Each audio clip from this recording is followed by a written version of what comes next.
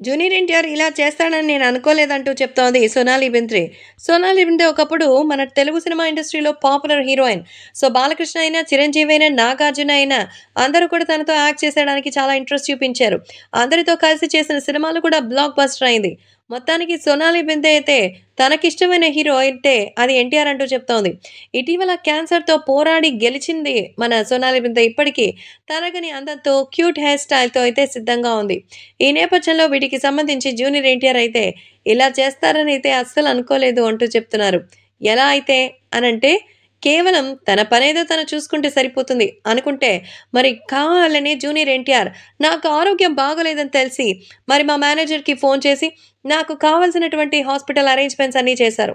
Basavatarakam cancer హాస్పిటల్‌లో medical ట్రీట్మెంట్‌ని ఇప్పించారు. అంతేకాదు ఫారెన్‌కి సైతం పంపించి ట్రీట్మెంట్ చేయించడానికి అన్ని ఏర్పాట్లు తారకే చేశారు.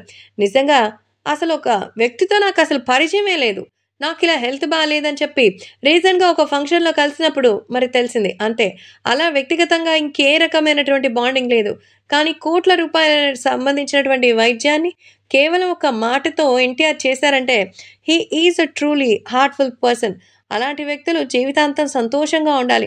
ఎంతోమంది జీవితాలను వెలిగించాలంటూ మనస్ఫూర్తిగా కోరుకుంటున్నానంటూ తెలియజేశారట. ప్రస్తుతం ఈ విషయం మాత్రం ఒక్కసారిగా సంచలనంగా మారుతోంది.